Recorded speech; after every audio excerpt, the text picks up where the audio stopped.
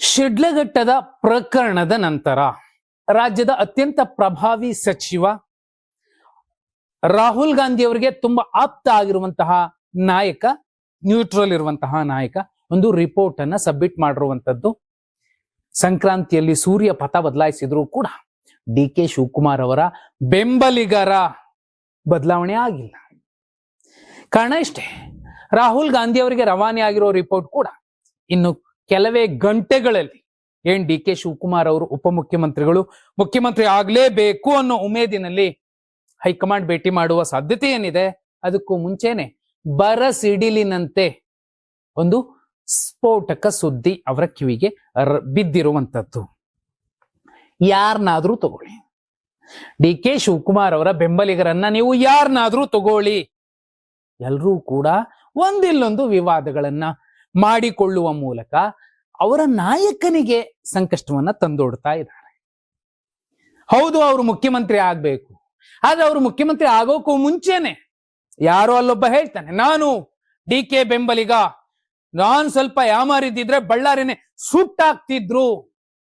ಯುವ ಶಾಸಕ, ನವ ಯುವ ಶಾಸಕ, ಸುಡುವ ಭಾಗ್ಯ 1. ಶಿಡ್ಲಘಟ್ಟದಲ್ಲಿ ಸರಿಯಾಗಿ PUC ಪಾಸ್ ಮಾಡಿ ಡಿಪ್ಲೊಮಾನೂ ಮುಗಿಸಿಲ್ಲ ಅಂತ ವ್ಯಕ್ತಿ KS ಪಾಸ್ ಮಾಡಿರುವಂತ ಹೆಣ್ಣು ಮಗಳಿಗೆ ಚಪ್ಪಲಿ ಲೋಡ್ಸಿಸ್ತೀನಿ, ಸುಟ್ಟಾಕಿಸ್ತೀನಿ, ಪಾರ್ಟ್ 2 ಸುಡುವ ಭಾಗ್ಯ. ಆ ಕಡೆ ಸಿದ್ದರಾಮಯ್ಯ ಅವರೇನೋ ಗೃಹಲಕ್ಷ್ಮಿ, ಗೃಹ ಜ್ಯೋತಿ ಅಂತ ಶಕ್ತಿ ಭಾಗ್ಯ ಯೋಜನೆಗಳನ್ನ ಕೊಡ್ತಿದ್ರೆ, ಈ ಕಡೆ ಬಣ ಸುಟ್ಟಾಕ್ತೀವಿ, ಚಪ್ಪಲಿ ಲೋಡಿಸ್ತೀವಿ. ಇದೇ ಡೈಲಾಗ್ ಅನ್ನ ಮಾಗಡಿ ಬಾಲಕೃಷ್ಣ ಅವರು ಹೇಳುದು. ಯಾರ ಪರವಾಗಿ ನಿಂತಿರೋದು ಅವರು? ಡಿ ಕೆ ಶಿವಕುಮಾರ್ ಅವರ ಪರ.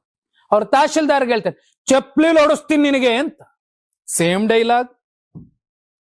ಇನ್ನೂ ಮುಖ್ಯ, ಸಾಕ್ಷಾತ್ ಡಿ ಕೆ ಶಿವಕುಮಾರ್ ಅವರು ನನ್ನ ಬಗ್ಗೆ ಇನ್ನೂ ಗೊತ್ತಿಲ್ಲ ಅವನ್ಗೆ ಯಾರಿಗೋ, ನಾನು ಯಾರು ಗೊತ್ತಾ ಅಂತ ಸಿನಿಮಾ ಡೈಲಾಗ್ ತರ ಯಾರ ವಿರುದ್ಧ?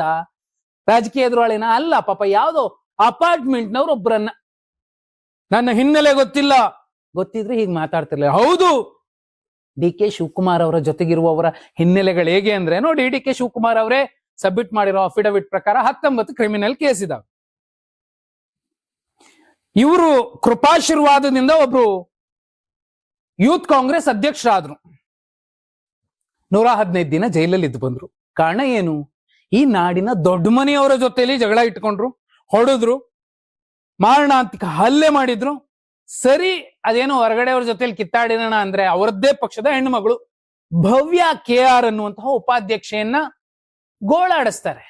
ಏನೋ ಜೋರಾಗಿ ಮಾತಾಡೋ ಮೂಲಕ ಕೇಸ್ ದಾಖಲಾಗುತ್ತೆ. ಪೊಲೀಸ್ ಸ್ಟೇಷನ್ಗೆ ಹೋಗ್ತಾಳ ಹೆಣ್ಮಗಳು. ಕರ್ಸಿ ನ್ಯಾಯ ಪಂಚಾಯಿತಿ ಹೇಳ್ಬೇಕಾಗಿರೋರು ಅದನ್ನ ಬಿಟ್ಟು ಬೇರೇನ್ ಮಾಡಿದ್ರೋ ಗೊತ್ತಿಲ್ಲ. ಇಬ್ರು ಕೂಡ ಯೂತ್ ಕಾಂಗ್ರೆಸ್ ನಲ್ಲಿದ್ದಾರೆ. ಸರಿಯಾಗಿ ಕನ್ನಡ ಮಾತಾಡಕ್ ಬರಲ್ಲ. ಅದಕ್ಕಿಂತಲೂ ಮಿಗಿಲಾಗಿ ಹೊರಗಿನಿಂದ ಬಂದವ್ರಿಗೆ ಏನ್ರಿ ಕನ್ನಡ ಹೇರ್ತೀರಿ ನೀವು ಅಂತ ಹೇಳುವಂತಹ ವ್ಯಕ್ತಿಯನ್ನ ಪಕ್ಕದಲ್ಲಿ ನಿಲ್ಲಿಸ್ಕೊಂಡು ಡಿ ಕೆ ಶಿವಕುಮಾರ್ CM ಆಗ್ಬೇಕು, ಡಿ ಕೆ ಶಿವಕುಮಾರ್ CM ಆಗ್ಬೇಕು. ಕೆಲವು ಸ್ಟಾರ್ಗಳನ್ನ ಕರ್ಸ್ಕೊಂಬರೋದು, ಜೊತೆಲಿ ನಿಂತ್ಕೊಳ್ಳೋದು, ಡಿ ಕೆ ಶಿವಕುಮಾರ್ CM ಆಗ್ಬೇಕು. ಅರೆ ಜೋರಾಗಿ ಹೇಳು ಮಾರಾಯ. ಇದೇ ತಾಕತ್ತು. ಸಿದ್ದರಾಮಯ್ಯ ಅವ್ರ ಮುಂದೆ ನೇರವಾಗಿ ಹೋಗಿ ಇದೇ ಯೂತ್ ಕಾಂಗ್ರೆಸ್ನವರು, ಸರ್ ನೀವು ಇಳಿಬೇಕು, ಅಲ್ಲಿಗೆ ಡಿ ಕೆ ಶಿವಕುಮಾರ್ ಬಂದ್ ಕೂರ್ಬೇಕು, ಮಾಡ್ಲಿ ನೋಡೋಣ. ಎಲ್ಲಿ ಮಾತ್ರ ಮಾತಾಡಕ್ಕಾಗುತ್ತೆ ಅಲ್ಲಿ ಮಾತ್ರ ಮಾತಾಡ್ತೀರಿ, ಇನ್ನು ಉಳಿದ ಕಡೆ ಮಾತಾಡೋದು. ಇಂತಹ ವ್ಯಕ್ತಿ, ಹಿಟ್ ಅಂಡ್ ರನ್ ಕೇಸ್ನ ವ್ಯಕ್ತಿ, ಬಿಟ್ ಕಾಯಿನ್ ದಂಧೆಯಲ್ಲಿ ದೊಡ್ಡ ಹೆಸರು ಕೇಳಿ ಬಂದಂತಹ ವ್ಯಕ್ತಿ, ಇವರ ಶಿಷ್ಯ. ಎಂತಹ ಅಧಿಕಾರ ಇವರು ಕೊಡಬಹುದು CM ಆದ್ರೆ? ನಂಬರ್ 1.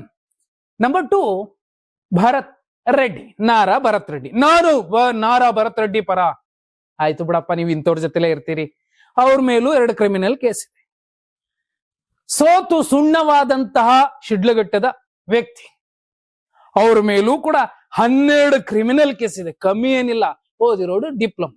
KS ಅಧಿಕಾರಿಗೆ ಬಾಯಿಗೆ ಬಂದಂಗೆ ಬೈಯುವಂತಹ ತಾಕತ್ತಿದೆ. ನಮ್ಮ ಗುರುಗಳು ಅದನ್ನ ಕಲ್ಸ್ಕೊಟ್ಟಿದ್ದಾರೆ. ನಮ್ಮ ಗುರು ಯಾರು ಗೊತ್ತಾ? ಅವರೇ. ಇನ್ನೊಬ್ರು ಸುಮಾರು 500 ದಿನಗಳ ಕಾಲ ಜೈಲಲ್ಲಿದ್ದಾರೆ. ಏನು ಕಾರಣ? ಕೊಲೆ ಆರೋಪ. ಅವರನ್ನೋಗಿ ಭೇಟಿ ಮಾಡಿ ಬರ್ತಾರೆ. ಯಾರು? ಅವರ ಗುರು. ಶಿಷ್ಯ ಏನ್ ಮಾಡಿದ್ದಾರೆ? ಕೊಲೆ ಆರೋಪದಲ್ಲಿ ಜೈಲು ಸೇರಿದ್ದಾರೆ. 500 ದಿನ ಆಗಿದೆ, ಜೈಲಲ್ಲಿದ್ದಾರೆ.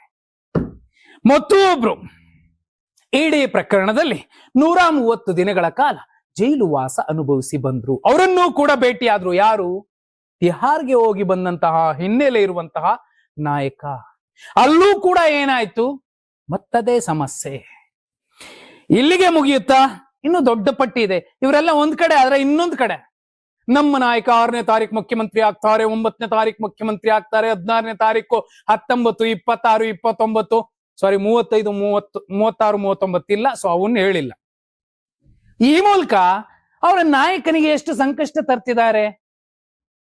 ಇನ್ನೊಬ್ರು ಇಲ್ಲ, ಅವ್ರಿಗೆ ನ್ಯೂಮರಾಲಜಿ ಪ್ರಕಾರ ಹೇಳ್ಬಿಟ್ಟಿದ್ದಾರೆ ಅವ್ರು ಮುಖ್ಯಮಂತ್ರಿ ಆಗ್ತಾರೆ. ಸಂಕ್ರಾಂತಿ ಬರುತ್ತೆ. ಪಾಪ ಸಂಕ್ರಾಂತಿಯಲ್ಲೇ ಕ್ರಾಂತಿ ಇದೆ. ಆ ಕಡೆಯಿಂದ ಕುಮಾರಸ್ವಾಮಿ ಅವರು ಮೆಸೇಜ್ ಕೊಟ್ಟಿದ್ದಾರೆ, ಬರ್ತಿದ್ದೀನಿ ನಾನು ಅಂತ. ಪ್ರಬಲ ಪ್ರತಿಸ್ಪರ್ಧಿ ಬಂದ್ರೆ ಸಿದ್ದರಾಮಯ್ಯ ಅವ್ರಿಗೆ ಏನ್ ಸಮಸ್ಯೆ ಆಗೋದಿಲ್ಲ, ಬದಲಾಗಿ ಸಮಸ್ಯೆ ಆಗೋದು ಮತ್ತೊಬ್ಬರಿಗೆ. ಹೀಗೆ ದೊಡ್ಡದೊಂದು ಲೀಸ್ಟ್ ಇದೆ. ಸ್ವಾಮಿ, ಇಂತಹ ಹುಡುಗರನ್ನ ಇಟ್ಕೊಂಡು ನೀವ್ ಏನ್ ಮೆಸೇಜ್ ಕೊಡ್ತಿದ್ದೀರಿ? ನೀವು ನಾಳೆ ಮುಖ್ಯಮಂತ್ರಿ ಆದ್ರೆ ಏನ್ ಅರ್ಥ ಅಂತ ಜನ ಮಾತಾಡಲ್ವಾ? ಒಂದು ಹೆಣ್ಣು ಮಗಳಿಗೆ, ಸರ್ಕಾರಿ ಉದ್ಯೋಗಿಗಳಿಗೆ, ನೌಕರರಿಗೆ ಗುಲಾಮರ ರೀತಿಯಲ್ಲಿ ನಡೆಸ್ಕೊಳ್ಳುವಂತವ್ರು, ಅತ್ಯಂತ ಕೆಟ್ಟ ಕೊಳಕು ಭಾಷೆಯಿಂದ ಬೈಯುವಂತವ್ರು, ನಮ್ಮನ್ನ ಆಳೋದಕ್ಕೆ ಅತ್ಯುನ್ನತ ಸ್ಥಾನದಲ್ಲಿ ಬಂದು ಕೂತ್ರೆ ರಾಜ್ಯಭಾರ ಹೇಗಿರಬಹುದು? ಆದ್ರೆ ಒಂದು ಸ್ಪಷ್ಟ, ಅಂತಹ ದುರಾದೃಷ್ಟದ ದಿನಗಳು ರಾಜ್ಯಕ್ಕೆ ಬರೋದಿಲ್ಲ ಅಂತ ಅನ್ಸುತ್ತೆ. ಬಂದ್ರೆ 28ಕ್ಕೆ ಅದ್ಭುತವಾದ ಪಾಠವನ್ನ ಸಂಬಂಧಪಟ್ಟ ನಾಯಕರಿಗೆ, ಅವರ ಬಣಕ್ಕೆ ರಾಜ್ಯದ ಜನ ಕೊಟ್ಟೇ ಕೊಡ್ತಾರೆ ಅನ್ಸುತ್ತೆ. ನೀವೇನಂತೀರಿ? ಕಮೆಂಟ್ ಮಾಡಿ.